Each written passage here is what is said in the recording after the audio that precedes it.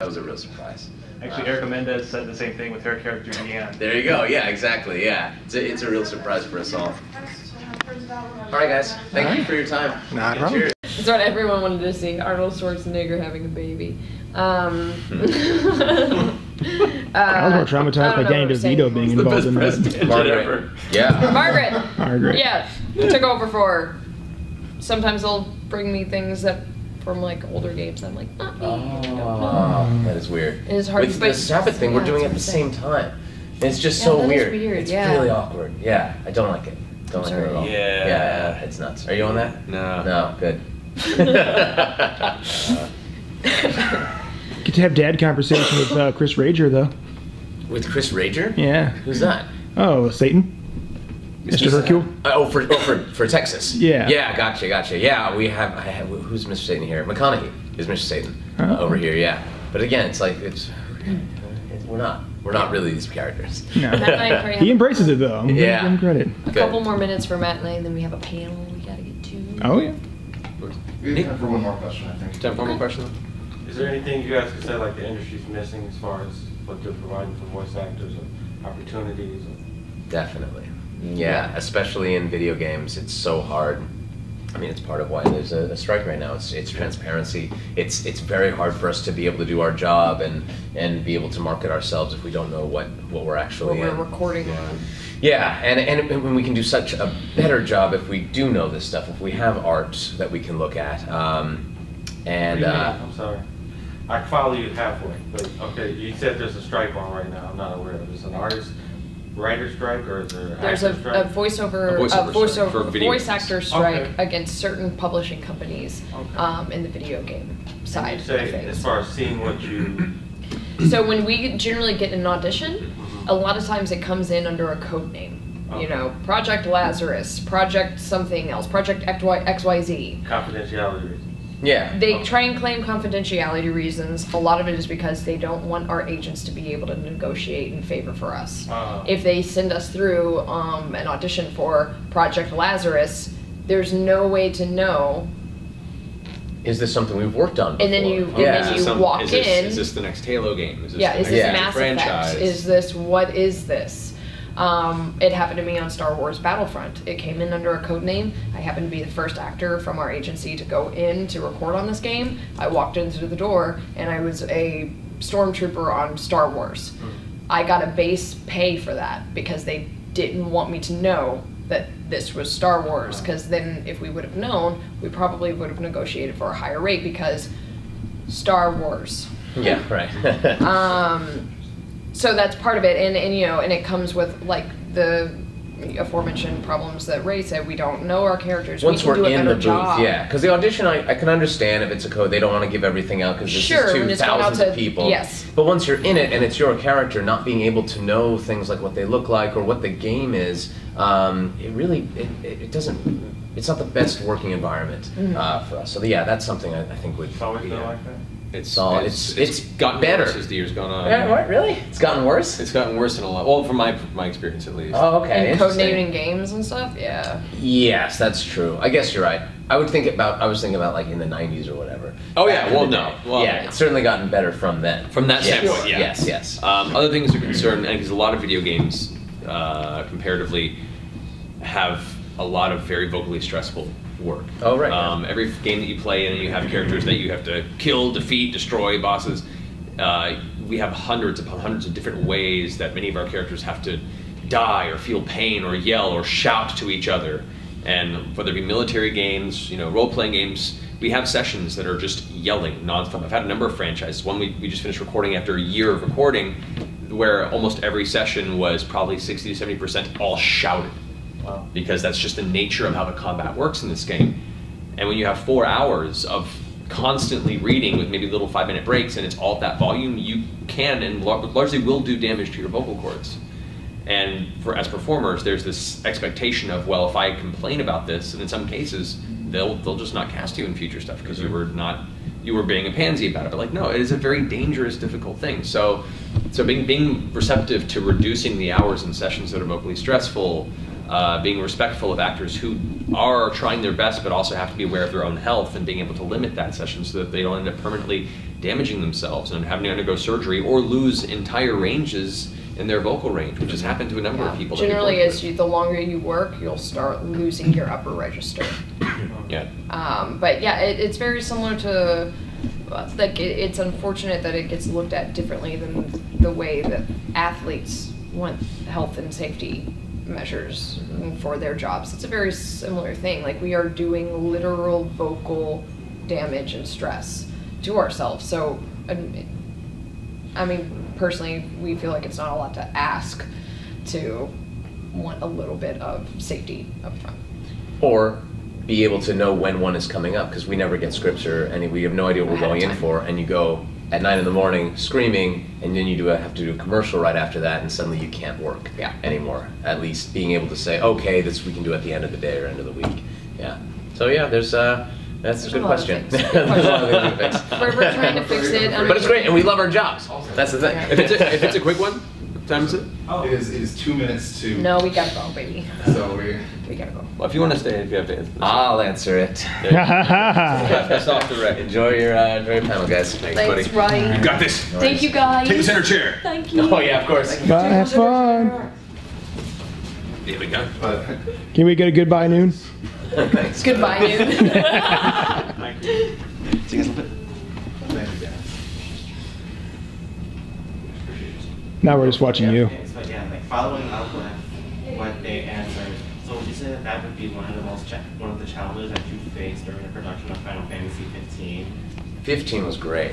No, that was Square was one of the best. Square is very mindful of voice actors' needs. They're really good. They go slowly, make sure the performance is crafted to what they want it to be. I really enjoy working with them, and my character happened to be a cool guy who just talks like this. So barely any.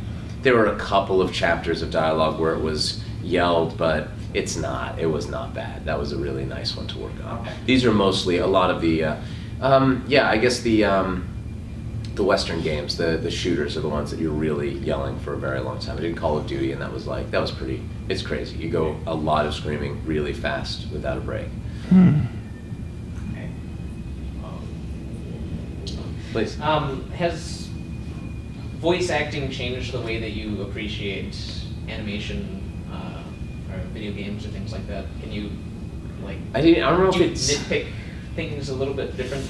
Well, now now I'm at the point where I recognize my friends. It's not just these, growing up watching these, you associate the voice with just this character, but now I can associate them with real flesh and blood people and be like, oh, that's Matt, or that's Mercer, or JV Blanc, or someone like that, and you go, okay, cool, let's see what they're doing, or oh, I'm surprised with what they've pulled up with. So it's cool to follow people.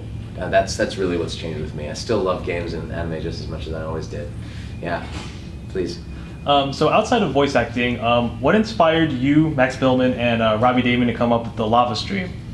The stream, we just did it. We were having dinner with Adam Crosdell, who's Ignis, and we said, let's just stream this. We've never seen, Adam's never played the game, and we streamed it that night, and it caught like wildfire, I guess because the fact that it was unannounced, it was a surprise, so people were doing it on Twitter, and we didn't archive it, so everybody was like, we gotta see it before it goes away. So there was that urgency to it too, and we did that for a couple hours, had a great time, so we'll continue streaming, because it was a lot of fun. We had a real blast. Do you have a dream? Politics were happier. Yeah. It's a different time. When people were just getting blowjobs in the White House. Yeah. Sad. Sad. Sad. All right. So first question. who would like to ask? Anybody? Oh, we're all shy. great. We're all shy now. now. Best interview ever. I know. Yeah. Yes. Yeah. How is the industry as a whole today? Industry as a whole. So How do you- anime, video games. Yes, like the voice acting industry. Like, how's it doing? Yes. Is it like it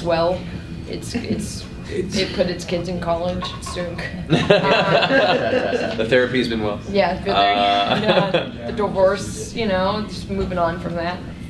I think we're in a cool time. I think we're in a time where anime, video games are more accessible to a lot of people. It's not so much the niche thing that it used to be. Yeah. So you have people who are really, there's people who only watch anime out there, and to them, they really follow the voice actors out there. So, and with the internet being able to look us up afterwards is something cool, so we get noticed, which is nice. I think in previous generations it was a lot harder to find out who the heck was in it. Because you wouldn't be in the credits all the time. We still aren't, but they figure it out. They figure it out eventually. Yeah. We've recently reached this new era where there's a celebrity to voice acting. That, yeah, like you said, like the voice actors are getting more prominent. Yeah. And more recognition, and Yeah. I think that kind of just stems from so many projects being more reliant on the voice acting and the storytelling with some of the more cinematic video games that have come out here lately, like Right, Last of Us, and you know, I mean, all those games that are basically playable movies at this point. Yeah, and what's interesting too on that point, in the mid to late 2000s, we saw a surgence in AAA game titles as being kind of the only games in the industry. We had a few imported games, but at that time it was very much this, either you are doing gangbusters or you're a failure and your company closes. Yeah. We're now seeing in recent years this re-emergence of the indie game developer. We're seeing the re-emergence of all these different avenues of game development, from high AAA scale to very small experimental scale. And it's been really exciting for us as well as performers, as there have been people now who have been wanting to involve us in some points of the creative process in games that are looking to tell good stories without relying on, you know, top-end graphics and, you know, an incredible 100-person plus team through like Steam and a lot of the more indie game circuits there. It's been really cool to watch that emerge, and we've been able to work in some of those circuits as well. So as a whole, the industry always has its interesting sticking points, but it's been growing at a healthy pace, and we're happy to be part of it. Yeah, it's interesting. It's not 1993, 94 anymore, where Jurassic Park just came out and people are just wowed by the graphics and the CG. Like, people have kind of started to become a little bit more... There needs to be a depth there. There has to be a depth, yeah. You can't just impress people with... Don't get me wrong, topping Jurassic graphics Park anymore. had some great depth, though. Oh, Jurassic Park had incredible storytelling. The first one. To it. Yeah. Oh, we all know the third one was the best. Raptor Fever Dreams. And movie trailers don't have voices anymore, so that's terrible. Yeah, that's Other than that, that's all good. That's true. They don't need That's voices, true. they just show us the whole movie. Yeah, exactly, yeah. Generally put to some catchy pop song. Yeah. All the Guardians of the Galaxy style. Yeah. Next question. Does anyone else hear that sound like a bomb's about to detonate? Yeah, I think it's a vacuum. It's a vacuum. Or it sounds like a really pissed off Dennis. Yeah. just making sure. Keep an eye out. Maybe a teapot. Question. So how did you guys get into voice acting? Succinctly, all of us fell into theater. We enjoyed community theater, local theater, musical theater for some of us, and the performing arts generally just was a very heavy passion of ours. For me specifically, my passion for musical theater was a bent into my love of video games and cartoons, and after years of toil and difficulty and hitting my head against the concrete wall of making a career out of this long enough, I eventually made a crack and snuck through. Yeah. Yeah. I mean, there's no magical path. Every one of us had some weird thing that probably happened, that one thing led to another that got us here. As much as everyone wants to try and say that there's some magical formula, do this, get an agent, make a reel, make, profit. That doesn't happen. It's generally something that kind of you stumble into, you lead into with another thing. My same thing.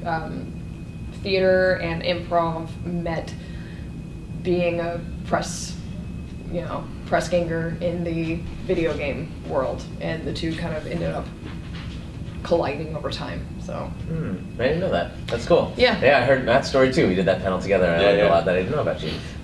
For me, I was just doing stuff at home, Voice 123, and just doing commercials and explainer videos. And you had a YouTube channel for a while. I had a YouTube channel. It was a massive failure. That was our trial, but just didn't.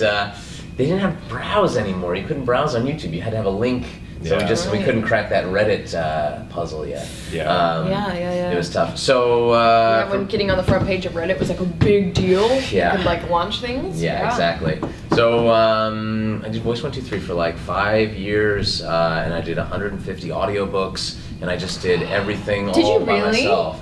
Yes, I did. I'm learning stuff about you now. Yeah, That's yeah. awesome. Awards for that shit. I You've got won awards. awards? But it has that has nothing to do, totally separate from. But I thought they would be like, well, surely casting directors would know me. No, they in no way. So you have to each of these like skyscrapers of voice acting, the pillars, you all have to ascend in your completely own way. Yeah, they're not connected at all. Yeah, because I've never done an audiobook. Mainly because I don't think I'd want to. You don't want to. You don't want to. You don't want to do it alone. You want to do it where there's a director there, and unfortunately, it costs because people can just do it at home right now. They just don't pay for audiobook directors anyway. Yeah. So it's a dying breed, unfortunately. Yeah. And then eventually, and then I got into video games and anime in the last about 3 years or so, and now finally things are coming out. I'm able to talk about them, and it's nice. But you're never done. You're never done. There's no guarantee. Once you walk out the door in your last session, you're jobless again. Yep. So it's always every day trying to pave our way. Yeah. What character are you most proud of? Man, I mean, I'm obviously Noctis from Final Fantasy. It was just such a three-dimensional character that you're with for 100 hours, and there's so much vulnerability with him. And that's just an actor's dream, especially in a video game where you've got a lot of these hard-edged characters who don't show their inner self. I was really happy to be able to show someone who was so open like that. I mean, it might be a bit trite, but doing Critical Role and Keyleth, exploring that character has been incredible, and and once again, kind of an actor creator's dream, because it's not very often that you get to portray a character that you created and built for that long in that in-depth. From a performer standpoint,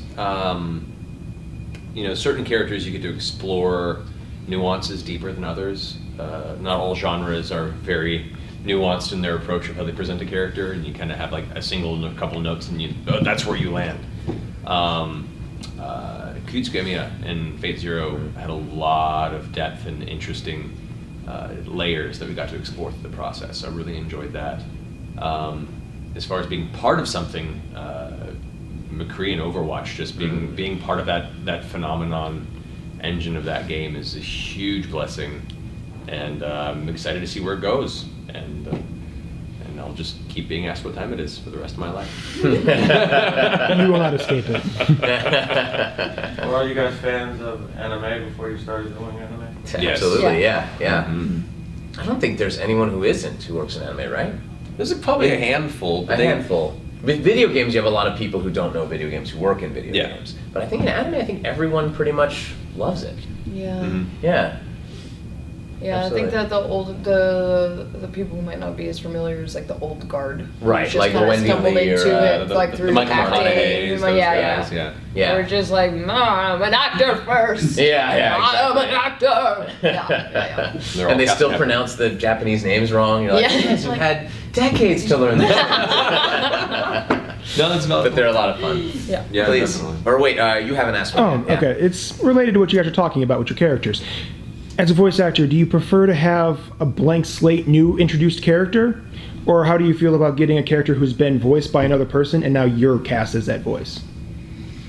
That's a good question. question. That's a very good Never been question. asked that before. Yeah, generally a blank slate is better, just so you're not beholden to what the previous voice actor did, whether the director wants that or not. It's hard to not feel that subconsciously, plus the audience can get so used and attached to a previous voice actor's interpretation that it can, and people hate change. Everyone hates change. So even if sometimes for the better, Even or if it's for the better. comparably, positive, that change is difficult for people to swallow. Yeah. I've taken over quite a number of roles from different performers and characters that I love.